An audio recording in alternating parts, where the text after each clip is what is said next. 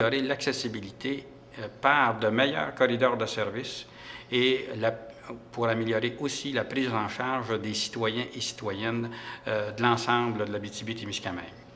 Donc, on propose d'améliorer les corridors de services au niveau des spécialités lorsque vous voulez bénéficier ou utiliser les services de médecins spécialisés sur l'ensemble du territoire. Donc, on souhaite établir un contrat, c'est-à-dire une entente de service entre ceux qui utilisent ces services-là et ceux qui les fournissent.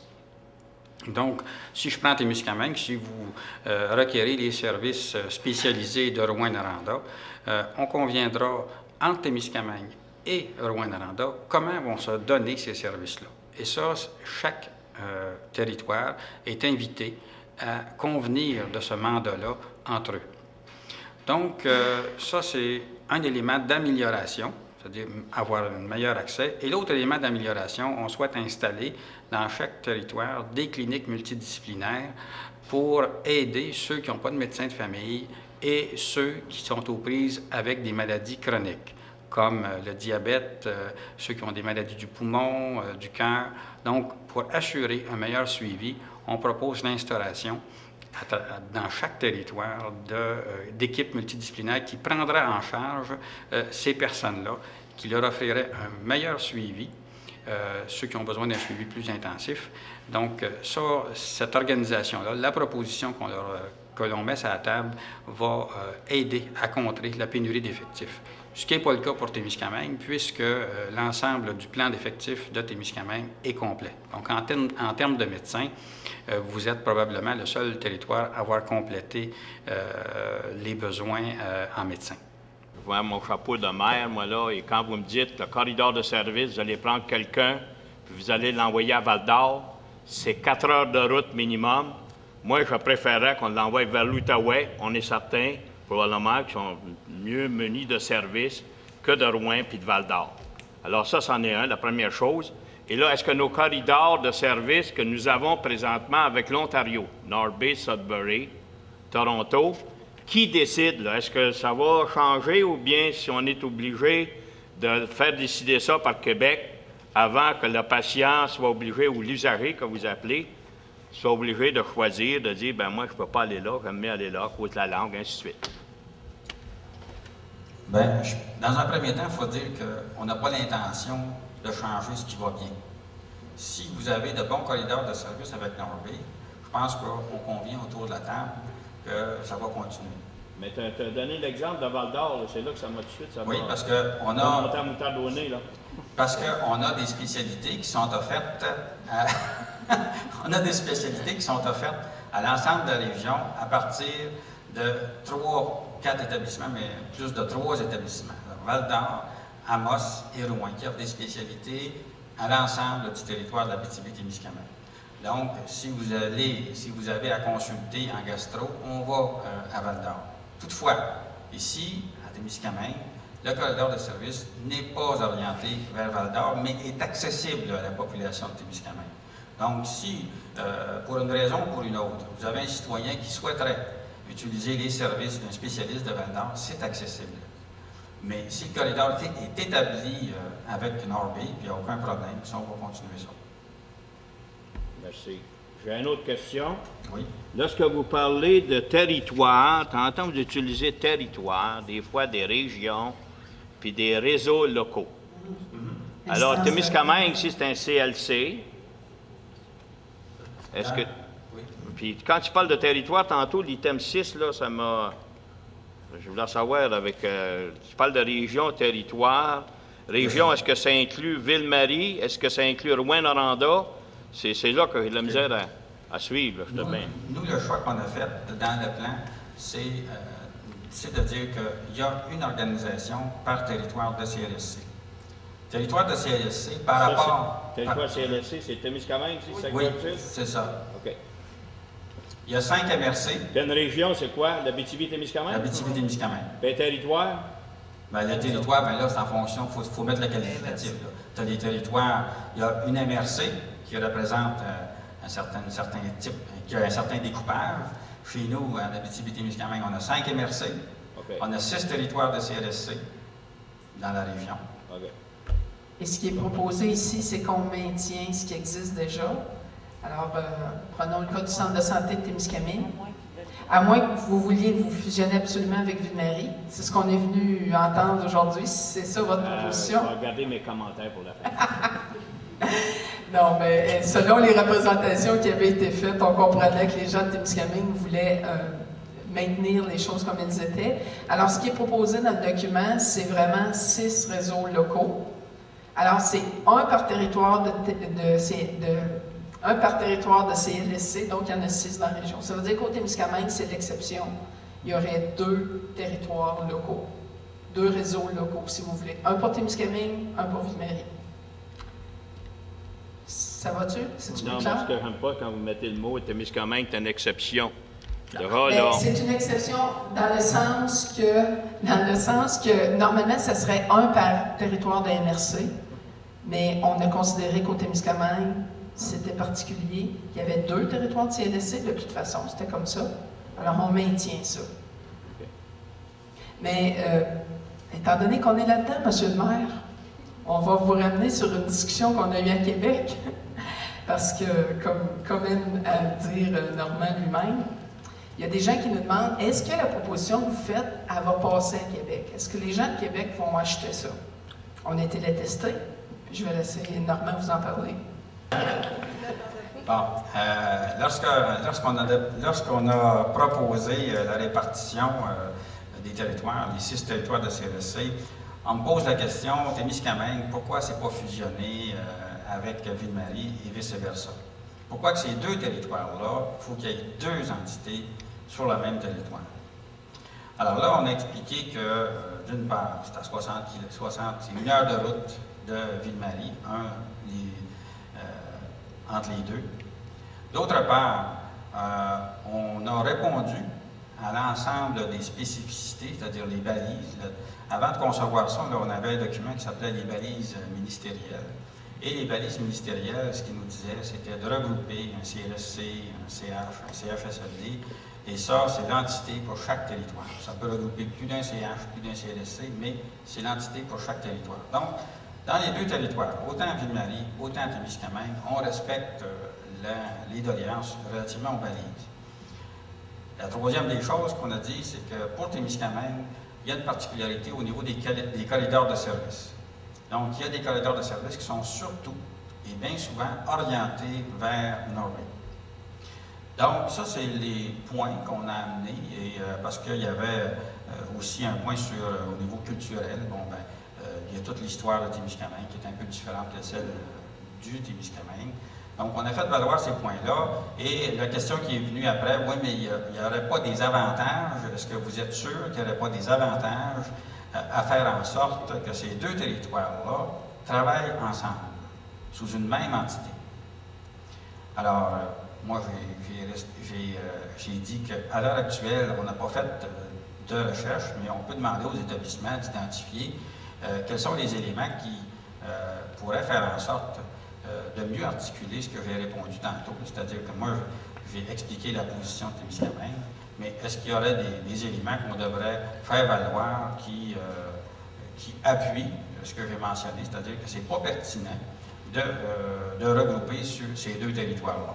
À l'heure actuelle, les réponses que je fais, c'est ce que je viens de vous donner. Les gens disent, bon, sauf que ce que j'ai dit à certains d'entre vous, notamment au conseil d'administration ici, est-ce qu'on peut démontrer que l'utilisation, d'avoir, mettons qu'on aurait un seul conseil d'administration pour les 2 centres, est-ce qu'il n'y aurait pas un avantage? Cette démonstration-là ne s'est pas faite. Elle s'est faite sur la base de regroupement, je dirais, administratif, c'est-à-dire qu'on a toujours les 2 conseils d'administration avec un DG qui se promène d'un bord sur l'autre. Ça veut dire qu'on a toujours 2 entités. Mais la réflexion sur une seule entité, qu'est-ce que ça donne?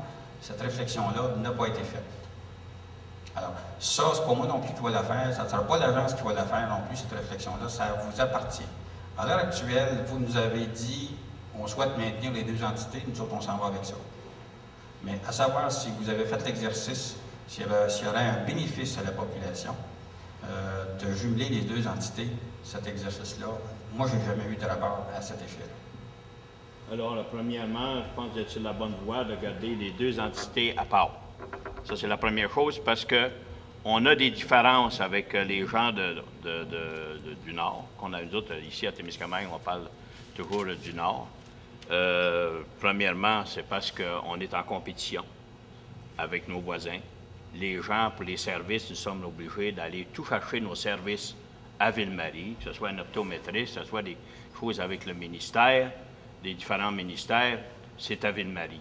Si c'est pas à Ville-Marie, bien là, il y en a éloigné, c'est rendu à Rouen, la plupart. Alors ça, c'est un handicap que nous avons. Alors les gens, s'ils vont rester juste l'autre bord, qui est une ville de 60 000 habitants, 45 minutes d'ici, ils ont tous ces services-là. Et l'autre aspect que je ne répète pas trop fort, c'est que nous avons la question des salaires. Les salaires, ici, les gens gagnent plus cher que la moyenne au Québec. Là. Il y a un Jacques Riopel qui nous bat un petit peu dans sa communauté, là, mais en tout cas, ça, c'est quelque chose. Et les écarts d'impôts sont différents. Lorsque tu vas rester en Ontario, sont différents. Tu payes moins d'impôts personnels que tu payes au Québec. Alors ça, ce sont toutes des choses qui amènent. Et les gens, lorsqu'ils viennent s'établir à Témiscamingue, ils regardent d'abord, ils ne regardent pas la beauté du maire ou de la mairesse, là. Non. Ils regardent la qualité des services d'abord. La santé, l'éducation. Ils vont voir Pierre. Puis après ça, ils viennent tout bien ici à la municipalité. Mais la première chose, c'est l'emploi. Hein, l'emploi, est-ce qu'il y a une bonne rémunération, ainsi de suite. Alors ça, ce sont des éléments. Et nous avons des nouveaux arrivants qui viennent de différentes nationalités aussi. Des Jim Slobodian, on en a une couple à Témiscamingue. Puis on est fiers de les avoir aussi, là. Ça enrichit notre connaissance et ainsi de suite. Alors, je pense qu'on a 19 ou 20 différentes nationalités. Ça aussi, c'est quelque chose qui, pour sécuriser nos gens, lorsqu'ils viennent s'établir ici, on leur dit, bien là, si vous avez, comme primaire, en tout cas, ils vont, cas de santé là, léger, ils vont au centre ici, au CLSC ici. Lorsqu'il arrive de quoi de majeur, bien là, si on disait qu'on les envoie à Rouen ou à Val-d'Or, là, il va y avoir une inquiétude. Fait que là, ces gens-là, ils ont le choix de demeurer à Témiscamingue ou d'aller de l'autre bord de la rivière. Et c'est ça qu'il faut faire attention et qu'on veut continuer, nous, à défendre. Et vous autres avez une bonne idée, là, mais ça ne veut pas dire que les gens de Québec pensent comme vous autres, là. C'est ça le problème qu'on vit, là. Je termine tout ça pour le moment. On est intéressé d'entendre vos arguments pour nous aider à défendre cette position. Alors, on va vous en donner, si vous en manquez, capable de vous en donner, moi. Donc, je me présente Normand Leblanc, je suis président-directeur général de l'Agence de développement des réseaux locaux de services intégrés en Abitibi-Témiscamingue. Et je représente le ministère de la Santé et des Services sociaux pour la région. Alors, l'Agence de la Santé et des Services sociaux fait une tournée de l'ensemble des territoires de l'Abitibi-Témiscamingue pour présenter le modèle d'organisation de services de santé et des services sociaux à l'ensemble des citoyens.